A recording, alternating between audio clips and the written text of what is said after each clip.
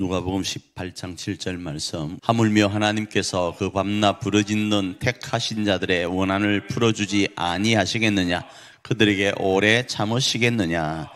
제목을 삶이 고단할 때로 잡고 말씀을 좀 나눠보길 원합니다. 우리가 삶을 살다 보면 고단한 게 인생이고 아프니까 인생이다, 이런 말을 많이 써죠. 그 중에 오늘 본문에 한 여인이 등장을 하는데 참 많이 아픈 인생을 살아가고 있습니다. 그 이름은 과부라고 이렇게 표현을 하고 있어요. 그런데 이 과부가 어떤 환경 가운데 있는가 하면, 첫 번째, 하나님을 두려워하지 않는 재판장 앞에 있어요. 하나님을 두려워하지 않는 재판장요. 하나님을 두려워하지 않으면 사람을 무시합니다. 아울러 과부 정도 되면 어떻겠습니까? 사람도 무시하고 하나님도 무시하는데, 과부요, 그 당시 약하고 약한 존재인 과부는 어떻겠습니까? 지금은 우리 대한민국이 민주화가 많이 이루어져서 그러니까 인권에 대한 부분들이 상당히 많이 강조되고 많이 이렇게 확장되어 있는데, 얼마 전까지만 해도 인권이 됐습니까? 돈으로 안 되는 게 없었어요. 그래서 대한민국에 이런 말이 있었잖아요. 대한민국에 돈으로 안 되는 건 없다. 그 말은 물질 만능 시대라는 거예요. 돈 있고 빽 있고 권력이 있으면 웬만한 거 다 된다예요. 우리 교회가 지금 개축을 하는데, 여러분, 준공이라는 단어가요, 준공 신청합니다 했잖아요. 근데 없어졌습니다. 준공이라는 단어가 없어지고 사용 승인이라는 단어로 바뀌었어요. 근데 우리는 준공이라는 단어를 쓰잖아요. 왜 바뀌었는가 하면 거기에 이런 문제들이 있기 때문에 명칭 자체를 사용 승인으로 바꾸었어요. 그런데 이해는 우리가 준공으로 받아들이죠. 그래서 준공을 앞두고 있다, 이런 이야기를 하긴 하지만 명칭 자체는 사용 승인으로 바뀌었다 이겁니다. 왜 그런가? 그때까지는 대한민국에 돈으로 안 되는 일이 없었거든요. 그러니까 오늘 본문에 등장하는 하나님을 두려워하지 않는 재판장은 사람을 무시하는 사람입니다. 그리고 과부니까 오죽하겠냐 이겁니다. 누가복음 18장 2절 한번 읽어볼까요? 읽습니다. 이르시되 어떤 도시에 하나님을 두려워하지 않고 사람을 무시하는 한 재판장이 있는데, 이렇게 이야기를 하고 있는 거예요. 하나님을 두려워하지 않는 이 재판장요, 이 재판장이 살고 있는 그 어떤 도시에 누가 산다고요? 과부가 살고 있다라는 겁니다. 웜에 좀 좋은 나라, 좋은 동네 살지 왜 그 도시에 살고 있을까요? 그런데 이 여인에게는 원한이 있었습니다. 한 맺힌 무언가가 있었다 이겁니다. 이 한 맺힌 원한은 말이죠, 사람에 의한 겁니다. 과부로 살아가니 얼마나 많은 어려움들이 있었겠습니까? 지금은 우리가, 여러분, 성인지 감수성이라는 테스트 한번 해보셨어요? 말 함부로 할 수 없어요. 말 자칫 잘못하면 문제가 될 일들이 많이 있어요. 그래서 성인지 감수성이라는 테스트를 해보면 나이 든 분들이 많이 거기에 노출되는 경우가 있습니다. 별시럽지 않는 말요. 그래서 여인을 가리켜서 이쁘십니다, 이런 말도 함부로 못합니다. 그 사람이 기분 나쁘면 문제가 되니까 이쁘단 말도 못합니다. 그러면 안 이쁘단 말 하면 되는가? 그것도 또 안 돼요. 입을 닫고 살아야 됩니다. 그러나 우리가 얼마 전까지만 해도요, 별의별 소리를 다 했잖아요. 특별히 다시 말씀드릴게요. 과부에 대해서는 어떤 말을 하겠습니까? 여러분, 교회 아니니까 우리가 거룩한 것처럼 말을 하지, 세상 바깥에 나가면 과부로 살아가는 사람들이 어떻게 취급을 하냐고요. 어떤 말을 내뱉냐고요. 그런 여러 가지 문제들도 있었겠고, 또 다른 여타한 문제로 말미암아 뭐가요? 원한이 맺혀 있었습니다.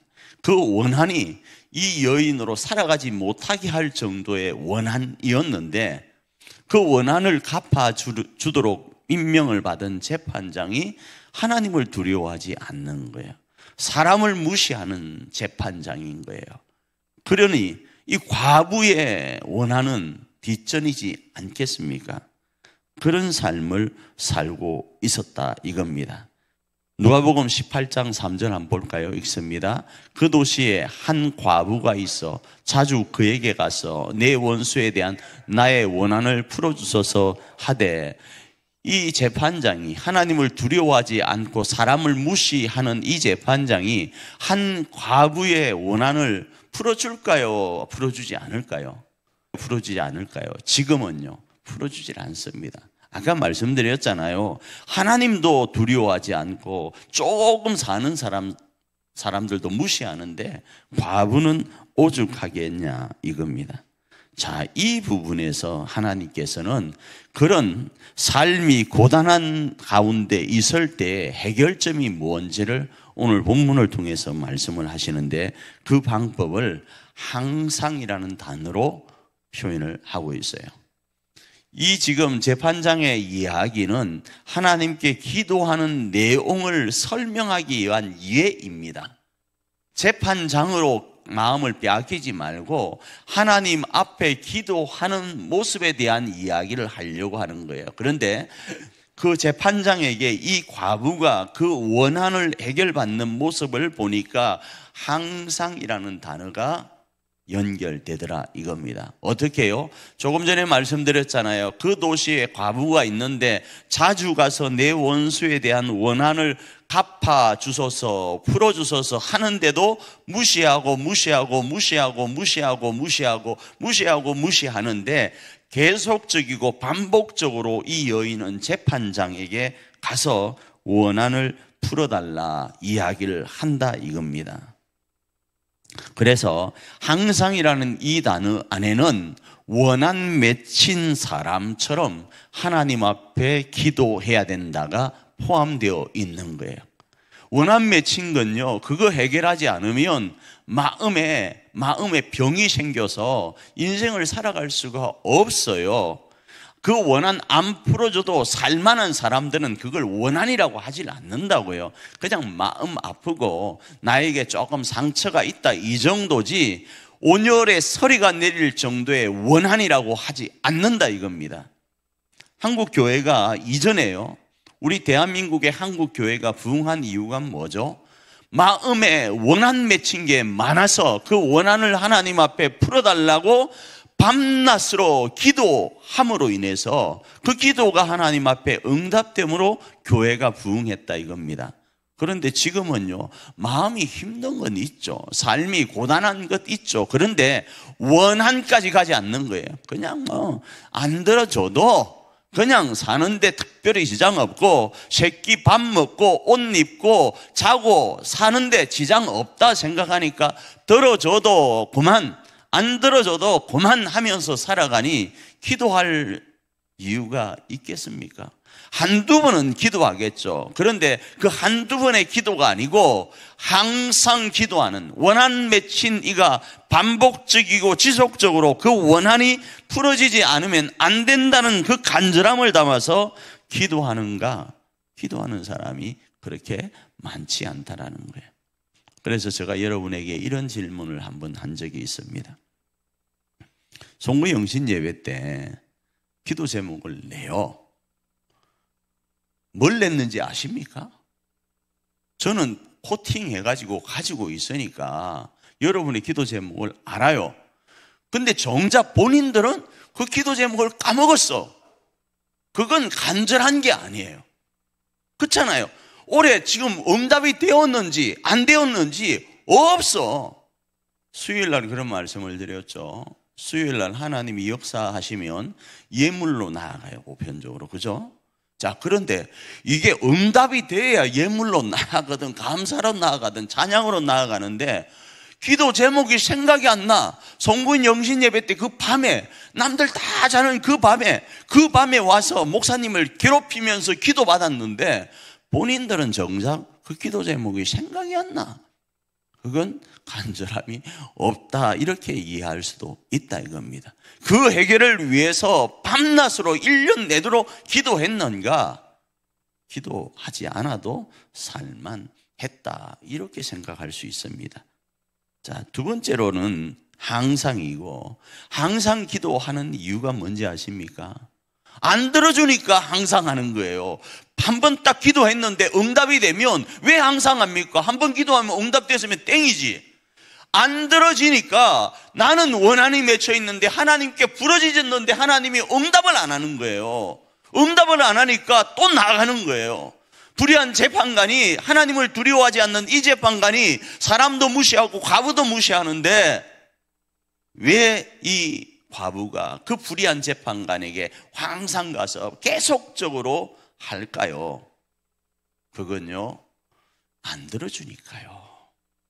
안 들어주니까 또 가는 거예요. 안 들어주니까 또 가는 거예요. 안 들어주니까 또 가는 거예요. 귀찮게 하는 거예요. 그래서 성경에 이렇게 말하잖아요. 그 재판관이 자기는 하나님도 두려워하지 않고 사람도 무시하는데 이 과부는 사람 취급에도 들어가지 않는데 귀찮게 하니까 그냥 들어줘야 되겠다, 이런 이야기가 이 내용 안에 있잖아요. 그래서 하나님은 오늘 기도하는 이에게 안 들어주니까 또 항상 기도하는데 한 가지 더 알아야 될 것은 안 들어준다고 낙심하지 말라라는 거예요. 낙심하지 말라고요. 왜요? 하나님은 들어주시는 분이시다 이겁니다. 단지 네가 그렇게 많이 안 필요한 모양이네 싶어서 하나님이 안 들어주시는 거예요. 저도 감사를 모르면 하나님이 굳이 줄 일이 있겠습니까? 여러분 자녀에게, 손주에게 뭘 줄 때, 요즘은 또 사람들이 또 좀 못됐어요. 애한테, 애가 맛있는 걸 들고 있으면 할아버지 한 입, 할머니 한 입, 아빠 엄마 한 입 이렇게 하면 어떻게 합니까? 앙 하면서 안 먹잖아요. 근데 요즘 애들은 또 먹어버리니까 애들이 우는데, 앙 하는 그게 뭐죠? 다른 걸 주려고, 그렇잖아요. 이거 너무 귀여워서 다른 걸 주려고 생각하는 게 있잖아요. 그 아이가 진심으로 나에게 어떻게 하느냐에 따라서 뭐요? 뭔가를 주려고 하잖아. 하나님도 마찬가지거든요. 이게 진짜 나에게 진심으로 간절히 바라고 있는 건지를 하나님은 줘서 감사하는 것으로 받기를 원하시거든요. 그래야 그게 복이 되니까. 그런데 한번 간절한 마음이 없는 상태에서 기도하다가 안 들어주니까 그냥 포기해버리는 인생, 그 기도에는 응답을 안 하시지만, 이게 진짜 원한 맺힌 기도가 되어서 항상 계속 기도하면 하나님은 반드시 들어주시니까 항상 기도한다고 뭐 하지 마라? 낙심하지 말아라는 거예요. 간절함이 사람의 무시보다 우선될 때 기적은 일어나요. 재판관이 이 과부를 무시하고 조금 요즘 속된 표현으로 개무시한다 할지라도 내 원한이 해결될 수만 있다면 나아가는 거예요. 왜? 그 무시보다 내 원한 푸는 게 우선이니까요. 그래서 나아간다 이겁니다. 그러면 뭐가 일어난다? 그 간절함이 사람의 무시보다 우선일 때 기적이 일어나는 거예요. 누가복음 18장 5절입니다. 읽습니다. 시작. 이 과부가 나를 번거롭게 하니 내가 그 원한을 풀어주리라. 그렇지 않으면 늘 와서 나를 괴롭게 하리라 하였느니라. 그래서 이 불의한 재판관이 과부의 원한을 풀어줬다라는 거예요. 들어줬다라는 거예요. 하나님도 두려워하지 않는 이 사람이 과부의 원한을 풀어줬다 이겁니다. 왜요? 항상 낙심하지 않고 기도하니까요. 요구하니까요. 그래서 우리는 이러한 믿음을 가져야 됩니다. 누가복음 18장 7절과 8절입니다. 읽습니다. 하물며 하나님께서 그 밤낮 부르짖는 택하신 자들의 원한을 풀어주지 아니하시겠느냐? 내가 너희에게 이르노니 속히 그 원한을 풀어주시리라.